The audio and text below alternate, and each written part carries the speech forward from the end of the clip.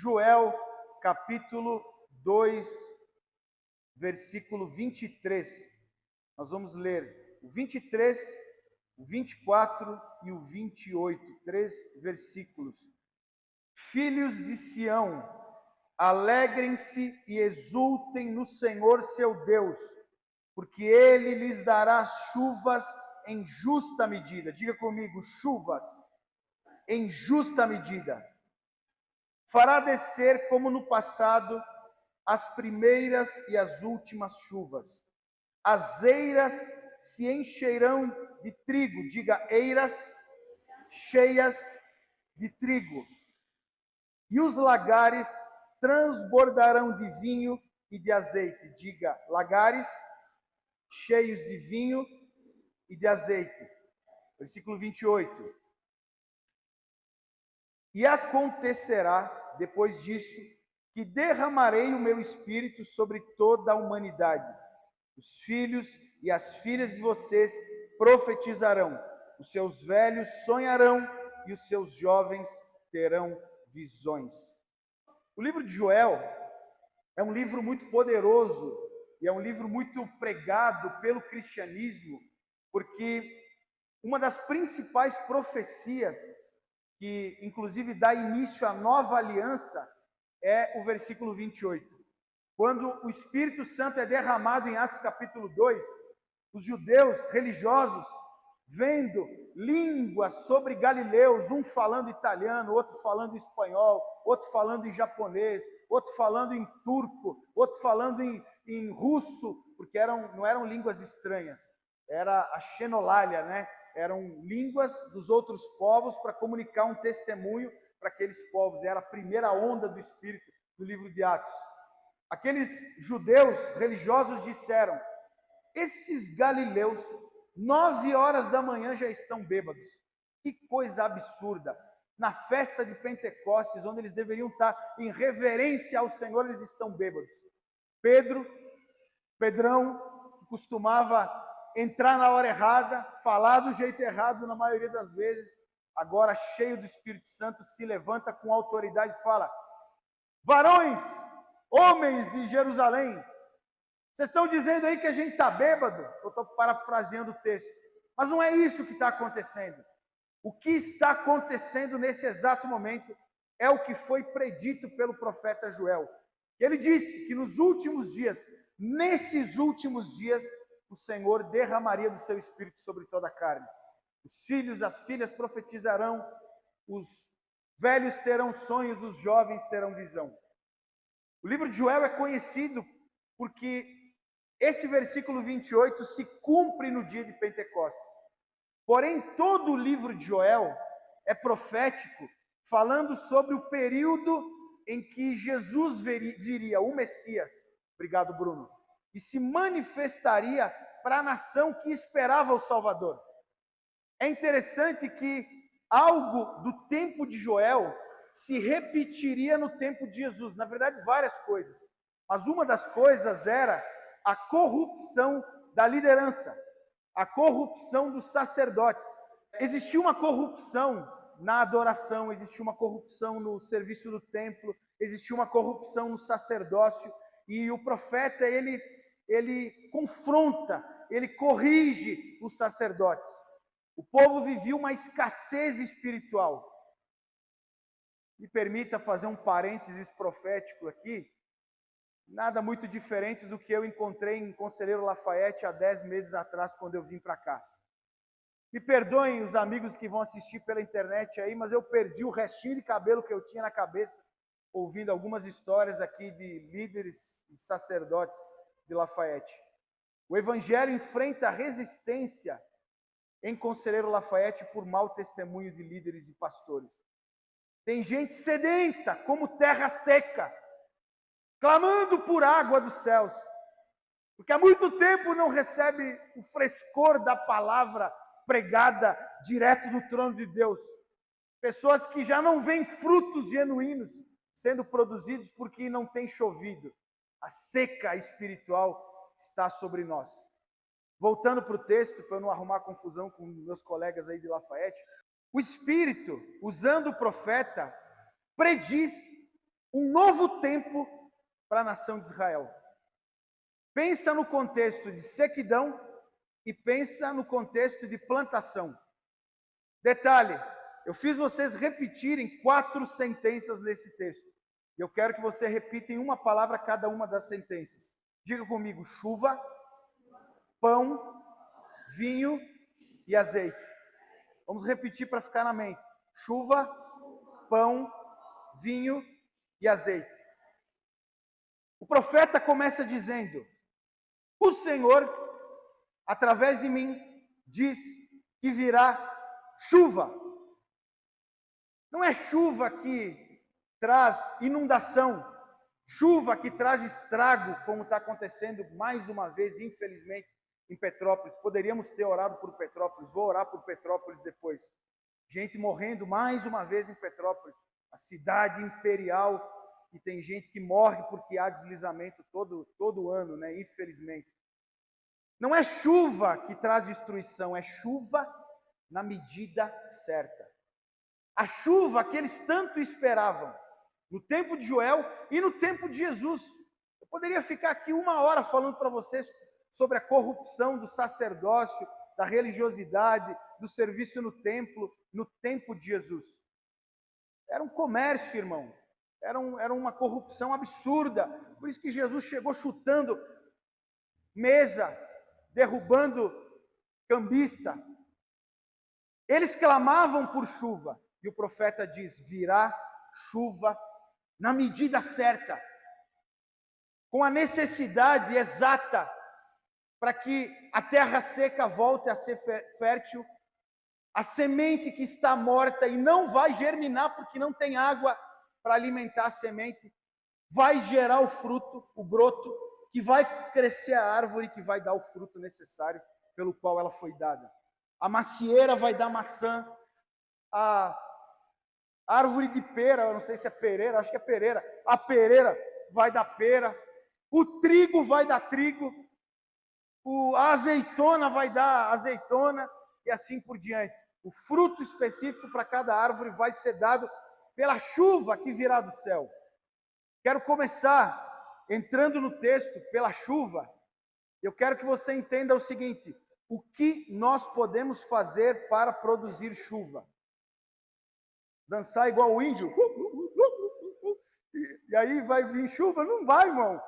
Eu lembro de um filme antigo que eles iam jogar tipo um raio numa nuvem para tentar produzir chuva, mas ninguém consegue reproduzir chuva. A chuva vem conforme a vontade de Deus. Existe um ciclo na natureza e a gente já mais ou menos sabe as épocas chuvosas de cada lugar, e a gente tem que esperar, irmão. Eu fiquei feliz quando cheguei em Lafayette, que chove o ano inteiro. Em BH tem 6 meses de seca. Não sei se você sabia disso. 1h30 de carro aqui, você enfrenta 6 meses de seca. Não chove, tem em alguns lugares racionamento de água. A chuva vem de Deus. Nós dependemos completamente do Senhor. Não sei se em algum momento a tecnologia vai avançar a ponto da gente produzir chuva. Acho que não. Existe um ciclo natural, não dá para inverter esse ciclo, senão algum lugar vai ser comprometido. Isso nos traz uma ideia de que a mudança que a gente busca vem de Deus. A mudança que a gente busca, nós precisamos esperar em Deus. Nós não podemos fazer justiça com as nossas próprias mãos. Nós não podemos buscar meios naturais para tentar corrigir aquilo que só é espiritual, sobrenatural. Se existe algo na sua vida que clama por água, que clama por mudança, que faz você sentir a sequidão da falta de água, é no Senhor que você tem que buscar refúgio. E é nele que virá a resposta, é dele que virá a resposta. Toda a mudança no reino de Deus começa com chuva, começa com algo que vem do alto. Muitas vezes, a nação de Israel, o povo de Israel, a igreja, clamou por intervenção divina e ele não respondeu, porque Deus trabalha em meio à dificuldade, em meio às lutas, em meio aos problemas, e na hora certa ele vem, trazendo lições em todo o período, em todo o tempo. Entenda, meu irmão, aquilo que você precisa para que a área seca da sua vida mude, o que Conselheiro Lafayette precisa para mudar esse histórico, porque não existe cidade amaldiçoada, meu irmão. Não existe terra difícil demais que a betoneira e a perfuratriz dos céus não possa quebrar. Não existe terra difícil demais se a ferramenta do céu vier para nos ajudar a quebrar ela. Toda a solução vem do alto. A solução da tua enfermidade não está no remédio. A solução da tua vida financeira não está no coaching que está prometendo em 6 meses te fazer milionário. A solução do teu casamento não está no terapeuta de casal que está do teu lado. A tua solução está no Senhor. É nele que você tem que confiar. É nele que você tem que buscar. E é dele que virá a resposta para mudar a situação na tua vida. Não começa com pão caindo do céu. Começa com chuva. E a chuva rega sementes. A chuva rega sementes que gera a árvore, que gera o fruto.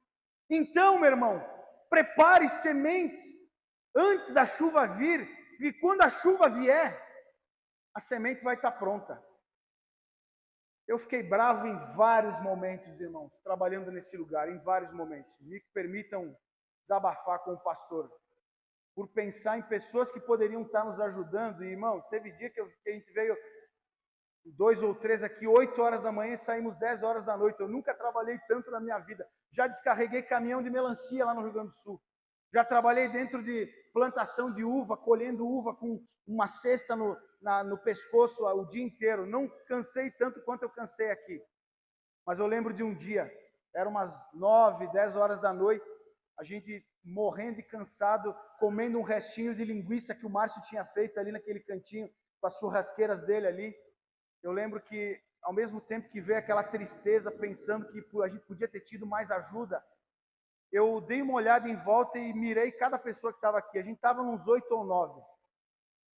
E eu lembro que, dos 8 ou 9 que estavam aqui, eu não lembro exatamente o número, apenas um já estava quando eu cheguei.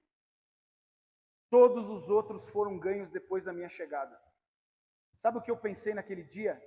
A visão veio antes do recurso. A visão, ela veio, a gente correu atrás de um prédio, e se eu dependesse dos que já estavam, eu estava morto. Ia estar até agora lá no comecinho, nas primeiras paredes. Eu lembro que essa aqui foi a primeira parede que... Talvez eu ainda estava nessa primeira parede. Mas a gente visualiza a distância e começa a plantar semente antes da água descer. E na hora que precisar da água dele, Deus manda a água. Manda os trabalhadores, manda o recurso financeiro, manda as pessoas para mudar a situação. Eu lembro da minha mãe, ela tinha um restaurante na minha cidade e ela é muito boa cozinheira. Minha mãe tinha um restaurante muito humilde, não tinha decoração direito, as mesas eram velhas e tal, mas ia médico comer lá no restaurante da minha mãe. E eu trocava o meu horário de almoço pelo almoço. Eu era garçom dela e ela me dava o almoço. Eu saía do trabalho e ia lá, servia de garçom, comia de graça, entre aspas, trocando como garçom, e depois voltava para trabalhar no Magazine Luiza. Eu lembro que teve uma semana que uns 3 dias seguidos a minha mãe chegou com a touca na cabeça, com dinheiro na mão, chegou: Jefferson, por favor, corre ali no mercado e compra mais alguns bifes. Por que, mãe? Não acabou o bife e está chegando mais gente. E aí eu fui lá e comprava 10 bifes, 10 pedaços de carne, porque estava faltando carne no buffet. No 3º, 4º dia, eu falei: hoje eu pego a minha mãe. Todo mundo saiu, eu entrava 2 horas, eu voltava para o trabalho 2 horas, a gente sentava e comia junto muitas vezes. Eu falei: mãe, você já contou mais ou menos quantos clientes você tem por meio-dia? Ela falou: eu giro em torno de uns 20 ou 30, às vezes um pouquinho mais, um pouquinho menos. Eu falei para ela: quantos bifes você compra? Ela falou: eu compro uns 20 ou 30 bifes. Eu falei: então a senhora pode parar de orar para Deus mandar mais clientes, porque Ele não vai mandar. A senhora não está esperando mais gente. Se você não comprar mais bife, nem Deus vai responder a oração.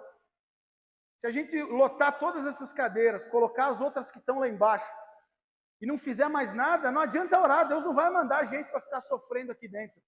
Se não colocar o ventilador aqui, tem alguns aí, né? Mas se não colocar o resto dos ventiladores, as pessoas não vão vir aqui para cozinhar dentro desse lugar. Se a gente quer mais gente, a gente tem que colocar mais cadeira, tem que colocar o ventilador. Se a gente não correr atrás do perdido, ele também não vai aparecer aqui, porque não é vinde, é ide, né? É a gente que vai buscar eles. Enfim, você lança a semente e na medida em que você caminha, a chuva vem para alimentar a semente. Está faltando água aí? Deus não vai mandar água se não tiver semente, irmão. Você planta a semente antes da água vir. Aí você fala, Deus, o que dependia de mim eu fiz, eu plantei a semente, agora manda água. E você espera. Pode demorar um dia, 2, 5, 10, um ano, uma hora a água vai vir. Porque Deus é fiel para cumprir a sua palavra. Planta, que eu farei o fruto germinar. A palavra de Deus, irmão, ela vem na medida certa. Ela é cirúrgica. Me permita ser sincero com você. Quando algo que é falado aqui, seja por mim ou por outro pregador, parece ser uma indireta para você, meu irmão, não é uma indireta, é uma direta, não nossa, de Deus. Porque Deus, falando para uma multidão de 1000 pessoas, não de 100 como a gente tem aqui, Ele tem poder para fazer você se sentir sozinho no lugar. Porque Ele tem poder para falar contigo como se só você estivesse no auditório. Então, meu irmão, a palavra vem ao encontro do teu coração e diz o texto, não endureçais o vosso coração. Às vezes, a dureza do teu coração é repelir a palavra. Pô, irmão, já falei várias vezes, você acha que a gente fica lá em casa estudando a palavra e falando, nessa parte eu vou dar uma indireta no fulano, na outra parte eu vou dar uma indireta no ciclano, na outra parte eu arrebento as pernas do outro. Não é assim, meu irmão. É Deus que vem com a sua palavra e confronta o nosso coração, confronta a nossa vida. Você quer massagem, irmão? Vai no massagista. Você quer ficar aliviado? Vai no quiropraxista. Você quer mudança? Fica na igreja, onde a palavra está sendo pregada, porque ela vem e ela penetra. A palavra é representada na água, pela água na Bíblia.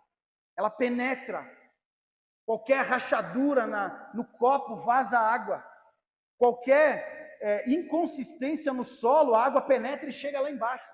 Qualquer vazamentinho, a gente consertou vários vazamentos nesse prédio, infiltra a água, estraga tudo. Mofa, porque a água tem o poder de penetrar. Assim como a palavra de Deus é viva e eficaz, tão penetrante, tão cirúrgica, a ponto de dividir a alma do espírito. Ele arrebenta tudo, irmão, pela palavra. É um martelo que esmiuça a penha, que amolece o coração duro e que transforma. Você precisa de água. Você precisa da provisão dos céus que vem regar a tua semente, que vem responder às tuas orações. Você acha que Deus tem prazer em ver você chorando o tempo inteiro, porque as tuas orações não são respondidas? Talvez Ele não está respondendo porque está faltando algo, está faltando semente, está faltando sinceridade no pedido, está faltando ajustar a sua vida no propósito dEle, porque Ele sabe que se Ele te abençoar, você vira as costas e abandona Ele. Procura o que falta em você. E se você, ao avaliar, não identificar nada que falta, só espera. Que no tempo certo a chuva vem. Amém? Chuva sobre nós. Chuva sobre você. Chuva sobre a sua semente. O texto continua dizendo, essa chuva vai produzir fruto. O fruto da semente que foi plantada. As eiras se encherão de trigo. Presta atenção. No mesmo versículo, no 24, ele diz, as eiras se encherão de trigo. O texto não diz, as eiras se encherão de pão. Está falando do trigo, a matéria-prima para gerar o pão. Quando fala da uva, não fala o lagar será cheio de uva. Fala o lagar será cheio de vinho. O produto final da uva. Quando fala do azeite, poderia ter dito cheio de azeitonas, mas fala do produto final do azeite. Pega a chave de Deus aí. Deus germina principalmente o trigo do teu coração. Trigo gera pão. Trigo, pão, é uma linguagem que também reflete uma ilustração da palavra de Deus. Jesus é o pão dos céus. Jesus é o pão da vida. Nós precisamos orar como Jesus disse: Pai nosso que estás nos céus, dá-nos o pão nosso de cada dia, porque o saco vazio não para em pé. Você precisa comer pelo menos um pãozinho no dia para não cair, desfalecer de fome. E o homem espiritual também depende do maná diário dos céus para alimentar o teu homem espiritual. Você precisa de pão. Só que quando o pão dos céus vem, ele vem em forma de semente. Porque a fé, ela precisa ser acompanhada de obras. Você ora por provisão, Deus não manda dinheiro, Deus manda visão. Deus manda ferramenta. Deus manda recurso para você produzir dinheiro. Não manda dinheiro, manda semente, manda trigo. Você precisa esmagar a semente. Você precisa juntar com farinha, farinha vem do trigo. Você precisa juntar com ovo, com manteiga, com açúcar, com sal. Eu acho que vai açúcar e sal no pão, né? Você precisa juntar com leite e fazer o bolo, colocar no forno. A palavra de Deus, ela nem sempre vem pronta, ela vem com uma direção, ela vem com uma visão. Eu tenho um testemunho fresco para vocês. A Dani precisou sair de uma das clínicas que ela trabalhava de manhã. Ela trabalhava em 2 clínicas de manhã.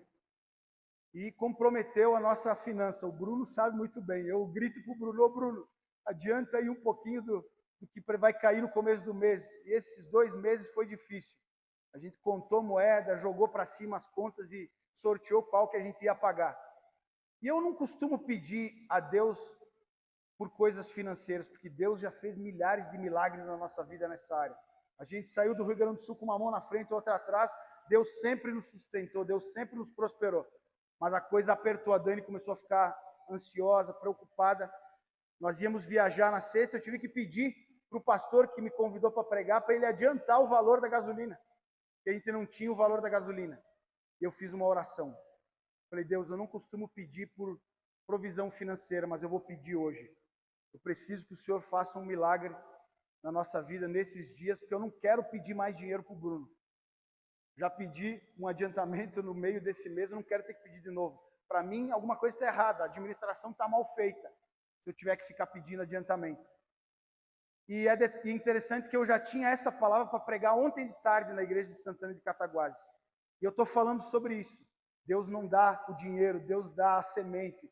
Deus não dá dinheiro, Deus dá a provisão. Deus não dá o recurso, Ele dá a visão. De noite, ontem à noite no culto, de ontem à noite, uma fonoaudióloga lá de Cataguases, amiga da Dani. Detalhe, na conferência do ano passado, ela e o marido voltaram para a igreja na época da conferência, batizaram um mês depois. Então eles têm um carinho muito grande por nós. Enfim, Deus me usou para falar com eles no ano passado, e ela procurou a Dani, e do nada, ela chega para a Dani e fala: não, Dani, porque eu mudei a minha clínica de Santana de Cataguases para Cataguases, a gente está do lado da praça, a gente está crescendo um monte, Deus está nos abençoando muito. Ô Dani, eu estou com um laser parado lá, você não quer levar esse laser? Eu comprei um novo e eu estou com um laser parado. Esse laser custa uns 6 mil reais. A Dani precisa para o trabalho dela, que o laser faz milagre na fonoaudiologia. Você passa ele ali com a garganta, com a prega vocal cansada, ele recupera na hora. A Dani sonhava em comprar esse laser. A Dani olhou e falou: sim, eu quero. Dá para ir buscar amanhã de manhã? Dá. E hoje de manhã a gente foi lá, buscou o laser, ela abençoou a Dani, falou: Dani, você vem para cá, eu vou te treinar em algumas coisas que a Dani quer se especializar, vou te fazer. Fica uns 3 dias aqui na clínica comigo. Meu irmão, a gente voltou glorificando ao Senhor. O dinheiro ainda não caiu, mas Ele deu a semente. Agora a Dani vai se virar nos 30 para trabalhar com o laser e trazer a provisão. Ela falou para mim esses dias: amor, não tem jeito, é eu que tenho que me reinventar, porque você como pastor vai ganhar sempre a mesma coisa. Irmão, se a igreja triplicar aqui, eu ganho a mesma coisa, porque na nossa igreja tem piso e tem teto. Não dá para a gente ganhar muito mais do que a gente ganha, né? Eu vou ganhar mais ou menos do que eu ganho. Ela falou: então sou eu que tenho que trabalhar mais. Eu falei: não, você não vai trabalhar mais, você vai trabalhar menos e ganhar mais. Agora com laser ela vai poder cobrar um pouquinho mais do que com um massageador que ela pagou 140 reais na Amazon. Você ora e Deus te responde com semente. A palavra de Deus vem com semente. A palavra de Deus vem com direção. A palavra de Deus vem com visão, não vem com dinheiro que cai do céu. Não vem com um marido novo em folha. Você sai de casa, ele está um caco. Você volta, ele está um homem de Deus. Não é assim que funciona. Sabe como que vem a resposta quando você ora pelo teu marido? Seja uma mulher melhor. Ô Jesus, eu queria um milagre de transformação instantânea.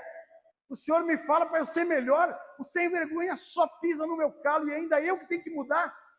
Experimenta começar a limpar, lavar as roupas dele, organizar elas, deixar tudo prontinho quando ele chegar, a cueca de estimação, a calça de estimação, a camisa de estimação. Espera ele com a comida pronta para ver se ele não vai começar a mudar. Eu já conversei com muita mulher que o marido chega em casa, ela só pragueja o cara. Lá vem o bêbado, lá vem o sem vergonha. Estava onde? Estava mesmo onde você disse que está? Como é que você acha que vai mudar, meu irmão? É com semente que muda. É com atitude, com mudança que muda. Muitas vezes converso com pessoas que a gente sabe que o outro lado pesa mais na balança. Só que eu não estou conversando com o outro lado, eu estou conversando contigo. Então não adianta eu ficar concordando contigo. Ele é um sem vergonha mesmo. Ele não presta mesmo. Termina mesmo, separa mesmo. Não, eu tenho que falar do que cabe a você. Tem alguma coisa que você pode fazer para mudar? Muda. Se ele não mudar, você fazendo tudo que você precisa fazer para mudar, Deus vai te tirar ele. Deus leva para a glória, Deus leva para um outro lugar, Deus tira da tua vida, mas Deus muda. Agora faça a sua parte. Pega a semente, amassa ela, faz o bolo, bota no forno. E aí você vai ter pão. Tem gente que sonha em ser próspero financeiramente, mas você é especialista em comer semente. Eu ando comendo bastante semente ultimamente. A Dani comprou um coisinho de castanha, ela falou, não come que é para o Léo, porque o Léo tem problema para ir no banheiro, vai ajudar ele a ir no banheiro. Eu já comi metade do potinho de castanha lá. Aí ontem eu fui para BH, na correria, eu tinha que voltar, tirei o aparelho, vocês viram que eu sem aparelho, está mais bonito agora. E eu falei, não vai dar tempo de eu parar para comer no restaurante. Passei numa loja de semente, comprei castanha do Pará, comprei milho com mostarda e vim comendo milho com mostarda. É gostoso comer semente, mas mais gostoso do que comer semente é comer pão, irmão. É comer pizza, é comer bolo. É muito mais gostoso do que comer semente. Você está esperando que Deus te dê bolo, mas você comeu a semente que era para transformar em bolo. Você acha que do nada você vai ter uma visão que o cara do canal do YouTube está dando para ti, que de um mês para o outro você vai começar a ganhar 10 mil?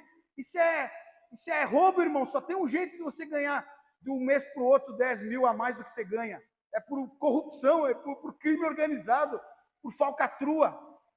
Todo dinheiro é numerado, irmão.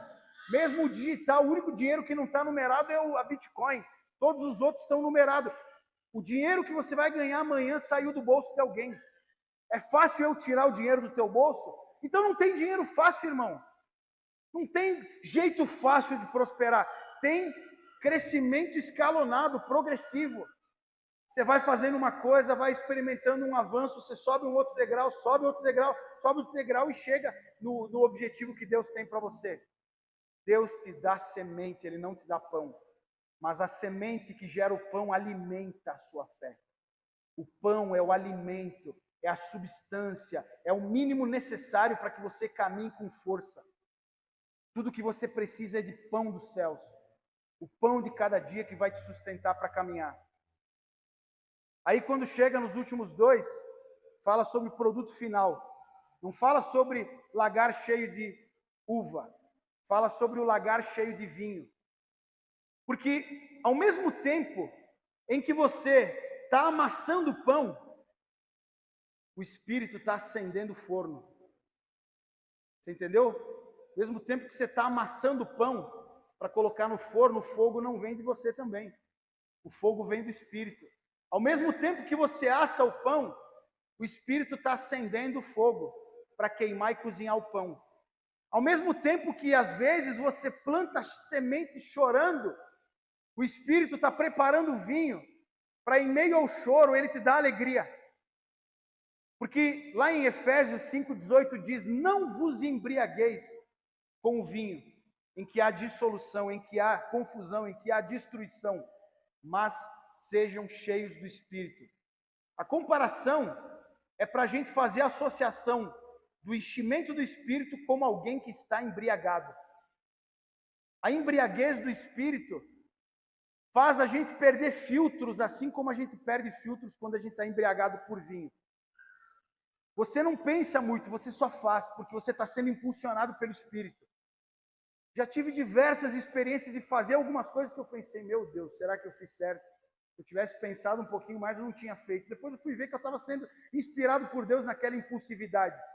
Porque quando você está cheio do Espírito, você é conduzido por Ele. É Ele que toma conta do volante e que acelera o acelerador e freia quando necessário. Meu irmão, quando você está comendo o pão dos céus, está aproveitando a semente, o Espírito vem com o vinho. E Ele te oferece o vinho, para que mesmo em meio às lutas você tenha alegria. Vinho é alegria. Vinho, meu irmão, é prazer ao servir ao Senhor. É possível, pastor, mesmo chorando, ter prazer no Senhor? Sim, meu irmão. É muito possível. A alegria do Senhor é a nossa força. Aí a gente canta nos cultos de jovens. A alegria do Senhor é a nossa força. E a gente reproduz como se a alegria do Senhor trouxesse alegria a nós. Também é isso. Mas sabe qual é o contexto do texto que diz da alegria do Senhor é a nossa força? Diz o texto, Neemias capítulo 8, que depois de 70 anos sem ouvir a palavra de Deus, o escriba Esdras abre o rolo da lei. E ele lê para aquela geração que ainda não tinha ouvido a palavra.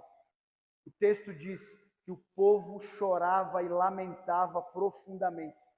Eu imagino o povo soluçando por estar ouvindo a palavra e por ter ficado 70 anos sem ouvir ela. A frase que vem na sequência é: não vos entristeçais, não choreis, porque a alegria do Senhor é a vossa força. É possível que enquanto você chore, é possível que enquanto você derrame lágrimas, é possível que enquanto você derrame sangue por Jesus, a alegria do Senhor venha sobre você, porque o teu choro, o teu sofrimento, a tua dor em fidelidade a Deus produzem alegria no Senhor. Tem a ver com produzir alegria no Senhor, mesmo chorando. E a alegria do Senhor fortalece você. Porque Deus, quando está alegre contigo, Ele te sustenta. Deus, quando está alegre contigo, Ele te abençoa. Deus, quando está alegre contigo, Ele faz milagres na sua vida. É a alegria do Senhor que você precisa buscar. Mesmo que você esteja chorando e sofrendo. Você prepara o pão. E ao mesmo tempo em que você está preparando o pão, o Espírito está acendendo fogo. O Espírito está produzindo vinho para te entregar o vinho. Não precisa ser sofrimento em todo tempo. Não precisa ser difícil em todo tempo. No Senhor a gente tem prazer até no sofrimento. Desculpe, meu irmão, mas se servir a Deus para ti tem sido pesado, você está precisando de vinho do Espírito. Se é difícil para você cumprir o que Deus te chamou para fazer, você está precisando de vinho. Porque para mim, meu irmão, já há muitos anos eu descobri que é um parque de diversões servir ao Senhor. Até quando eu estou bravo, até quando eu estou triste, até quando eu estou frustrado, até quando eu estou chorando, até quando eu estou sangrando, até quando está doendo.